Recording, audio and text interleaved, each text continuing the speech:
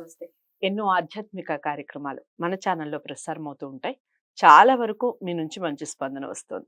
మనందరికీ సుపరిచితులు మసన్ చెన్నప్ప గారు. మనం ఉపనిషత్తులకు సంబంధించి ఒక సీరీస్‌లా చేస్తున్నాం. చాలా వరకు మీ నుంచి వస్తున్న ఆదరణ. నేను కూడా ఒక కొత్త సబ్జెక్ట్‌ని చాలా సరళంగా మనకు అర్థమయ్యే భాషలో తెలియజెప్పే ఒక కార్యక్రమాన్ని చేస్తున్నందుకు చాలా సంతోషంగా ఉంది. ఈరోజు ఐతరేయం ఉపనిషత్తు గురించి తెలుసుకునే ప్రయత్నం చేద్దాం. దానికి సంబంధించిన ప్రశ్నలు నేను అడుగుతాను. మనందరికీ సుపరిచితులు మసన్ చెన్నప్ప గారు.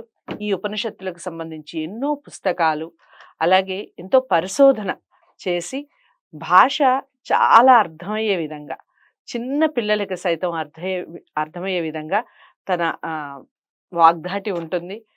తను చెప్పే విధానం ఉంటుంది. మనందరం చాలా అదృష్టవంతులం. ఇంత గొప్ప సబ్జెక్ట్ మనందరికీ చాలా సరళమైన భాషలో వసంత్ చెన్నప్ప గారు అందిస్తున్నందుకు. ఈరోజు ఈ ఉపనిషత్తుకు సంబంధించిన ప్రశ్నలు కానీ, ఇంకా ఏమైనా డౌట్స్ కానీ మీకుంటే ఖచ్చితంగా స్క్రీన్ మీద కనపడే నెంబర్కి కాల్ చేయొచ్చు, లేదా కామెంట్ బాక్స్లో కూడా తెలియజేయచ్చు. నమస్కారం. నమస్కారం. ఐతరేయం ఉపనిషత్తు గురించి చాలా అంటే చాలా చక్కటి వివరిస్తూ ఉన్నారు గురువు గారు. ఇక ఇందులో అందరికీ కలిగే ఒక డౌట్ ఏమిటి అంటే, ఉపనిషత్తు కంప్లీట్గా చూస్తూ ఉన్న వాళ్ళకి, ఒక సిరీస్లా చూస్తుండే వాళ్ళకి, అసలు ఈ జీవుడు ఈ ఉపనిషత్తు ద్వారా చెప్పండి, దేవుణ్ణి ఎలా ప్రసన్నం చేసుకుంటాడు, ఎలా మెప్పిస్తాడు, ఎలా ప్రసన్నం చేసుకుంటాడు చెప్పండి. మనకు ఈ శరీర ప్రదాత అయినటువంటి పరమాత్మ ఉపాసింపదగినవాడు. పరమాత్మ ఒకడే, ఉపనిషత్తులు చెప్పేవి. ఇప్పుడు పురాణాలను మనం పరిశీలించినట్టయితే, ఇతర గ్రంథాలను మనం చూసినట్టయితే అనేక దేవుళ్ళని, అనేక దేవతలని మనం చెప్పుకుంటూ ఉంటాం. కానీ అన్ని ఉపనిషత్తులు చెప్పే దైవం ఒకడే. అతడే పరబ్రహ్మ, అతడే బ్రహ్మ, అతడే పరబ్రహ్మ, అతడే పరమేశ్వరుడు, అతడే పరమాత్మ, అతడే సచ్చిదానంద స్వరూపుడు. నిజం చెప్పాలి అంటే.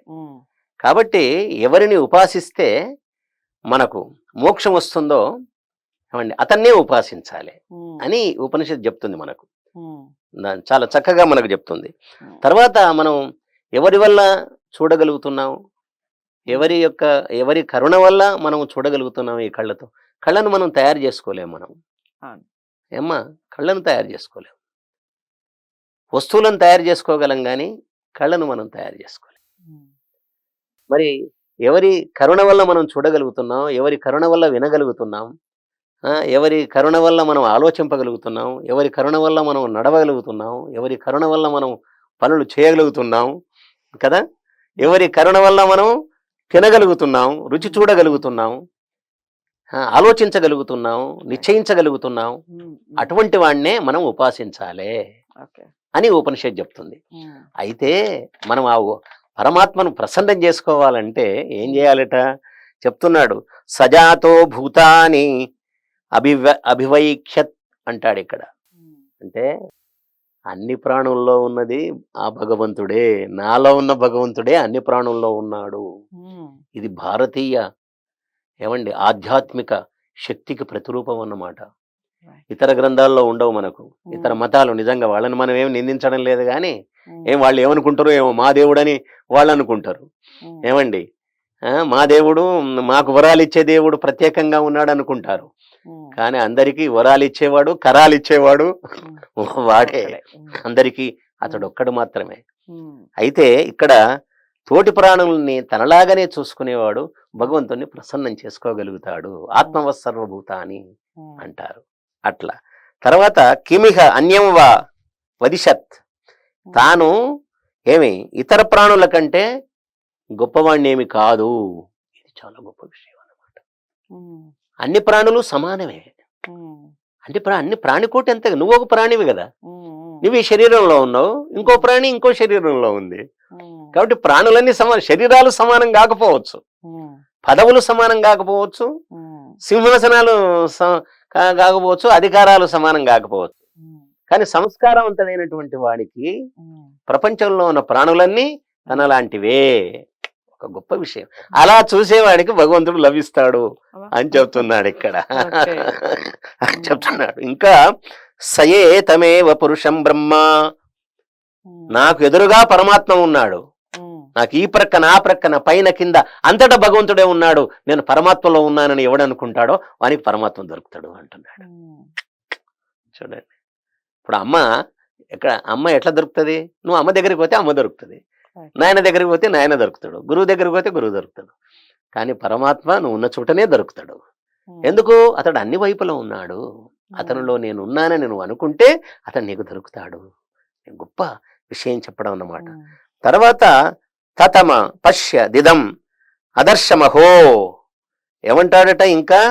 ఏమి ఎంత ఆశ్చర్యంగా ఉన్న ఈ ప్రపంచం, ఎంత ఆశ్చర్యంగా ఉంది, ఈ సృష్టికర్త ఎంత దయాళుడు అని ఎవడైతే అనుకుంటాడో వాడికి కూడా పరమాత్మ దొరుకుతాడట.